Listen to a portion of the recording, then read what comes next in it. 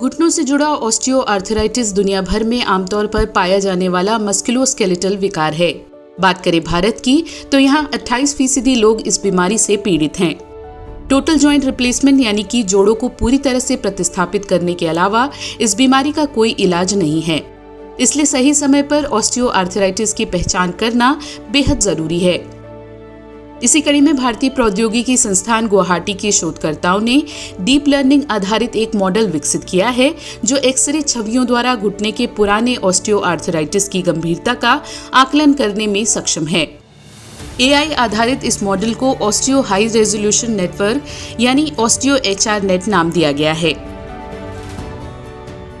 If you know that if anyone from your family is suffering from any knee osteoarthritis, then you know that how much difficult the pain and the disease biology is something like that. You have two joints like the upper bone and the lower bone, and you have the cartilage in between, and that gap is very important. So when we lose the gap, then the two bones comes to each other, and that's the problem is created. So we are targeting to find out that gap using a deep learning framework, specifically called the Osteo HR-NET, which will detect spatial features along with the other features, and it is computationally efficient. ये model प्रसिद्ध deep model की तरह plug and play की तर्ज पर कार्य नहीं करता, बल्कि एआई आधारित ये मॉडल एक सक्षम डीप कॉन्वोल्यूशनल न्यूरल नेटवर्क यानी CNN का उपयोग करता है, जो एल्गोरिदम द्वारा छवि की पहचान करता है। दूसरे मॉडल्स की तुलना में ये मॉडल ऑस्टियोआर्थराइटिस की गंभीरता को प्रारंभिक चरण में ही सटीकता से पता लगाने में मदद करता है। ये मॉडल ऑस्टियोआर्थराइटिस की गंभीरता को विश्व स्वास्थ्य संगठन द्वारा अनुमोदित केलग्रेन और लॉरेंस ग्रेडिंग स्केल के अनुसार मापता है, जो ग्रेड 0 यानी कम गंभीर से 4 यानी उच्च गंभीर तक होता है। Pictures of the grade 0, grade 1, grade 2 and grade 3, grade 4, and you can see the gap between the two bones. Okay, so consider this grade 4 one.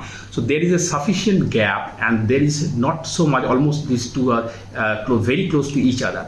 Now there are these are X-ray images, and there are various methods like HR-NET, ordinal loss, and the cross entropy and all those things, and they are also detecting. But what we are proposing, we are just concentrating on the area which is much more important. So there is enough gap, but here is there is almost no gap.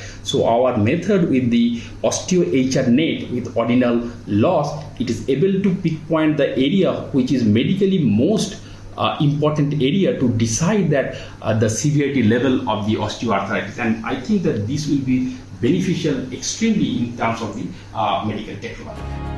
फिलहाल शोधकर्ताओं का दल इस model पर इस तरह से कार्य कर रहा है ताकि इन्हें संसाधन बाधित उपकरणों में लगाया जा सके और प्रारंभिक अवस्था में ही सटीकता और आसानी से घुटनों से जुड़ी इस बीमारी का पता लगाया जा सके। ये मॉडल खासतौर पर ग्रामीण क्षेत्रों के लिए काफी उपयोगी साबित हो सकता है, जहां कुशल कर्मियों की कमी होती है।